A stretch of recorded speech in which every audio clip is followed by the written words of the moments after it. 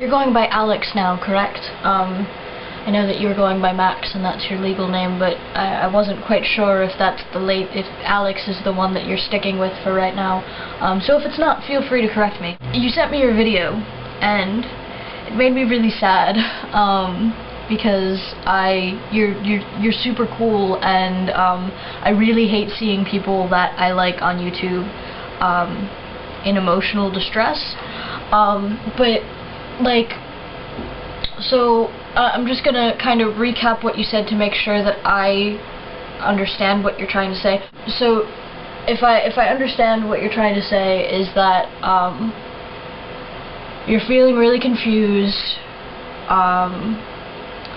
testosterone didn't feel right for you, and you were on the injections, if I heard you correctly. The thing that felt really right was passing, and people respecting your decisions, which is a big deal, and no pronouns feel right for you.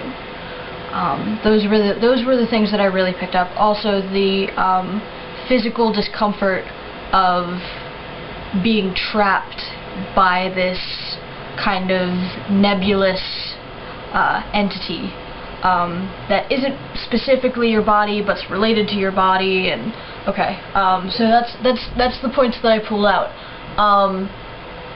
My first thought is, well, perhaps physical transition isn't what you need.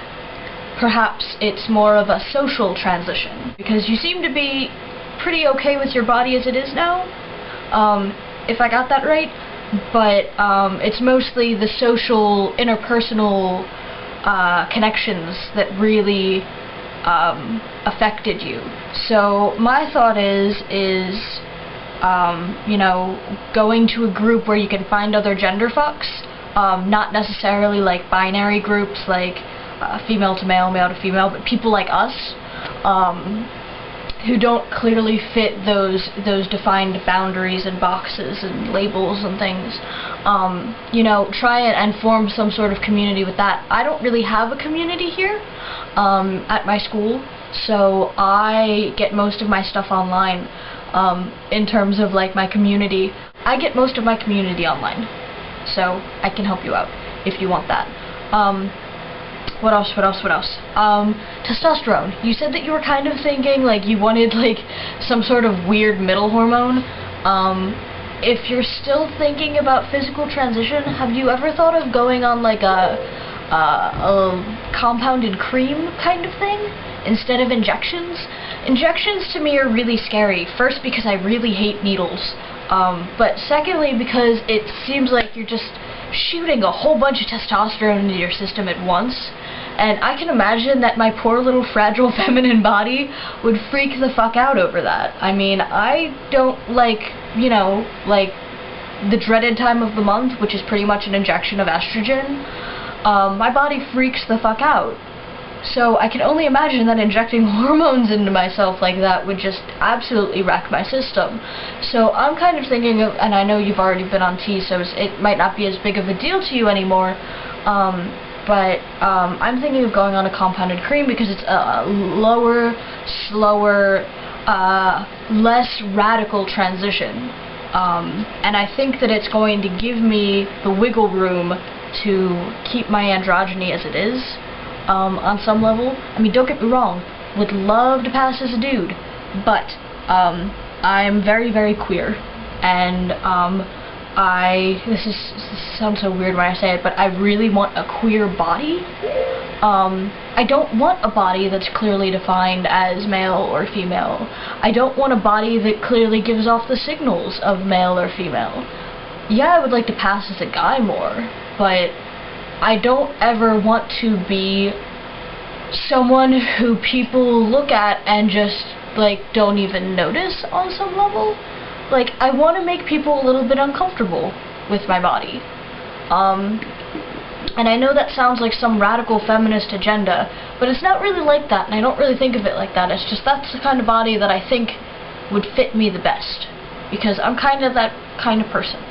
I just I don't really fit anything, and I'm kind of weird, and I tend to put people off their appetite a little bit. So I think a queer body would fit me. So you might want to think about that a little bit, if you haven't already. I might be saying a whole bunch of things that you've already thought about, so forgive me. What else? Pronouns. You said that no pronouns feel right. I'm with you. I'm right there.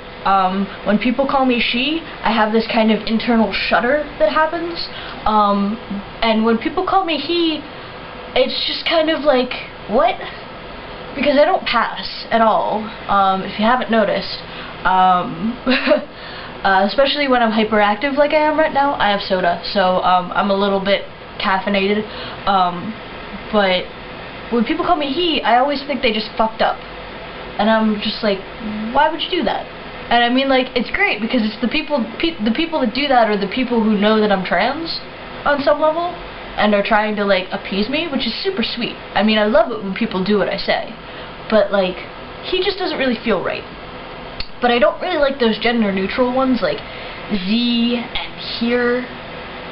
They just don't sound right to me. Like, they don't fit, like, grammar rules to me. And I know English makes absolutely no grammatical sense. So I shouldn't be nitpicky about it. But Z and here just don't really, like, they don't really do it for me. They don't really sound like words. They sound like some sort of Latin science-y prefix that I haven't, you know, figured out yet. So, if I were to really, really care about pronouns, I don't really care about pronouns, so I just kind of tell everyone to pick whatever they want, you know? If I were to really care, I'd probably ask people to switch it up. So I guess I kind of have that already, in that I have people that call me she and people that call me he, and altogether it's kind of mixed up. But if I really wanted to, I would ask everyone to try and mix it up themselves. You might want to think about that. Or, I do know some gender fucks that have asked people to stop using pronouns for them completely and just use their name wherever a pronoun would go, which kind of gets repetitive after a while, but it makes people be creative, so that's kind of cool. But you might not be in a situation where that would be good for you. So, you know, just play around with pronouns. I'm a very, very strong believer in languages not being set in stone, and that rules are generally meant to be applied and pushed and prodded into what we would like them to be anyway. Some of us are just going to be uncomfortable our entire lives, and that blows.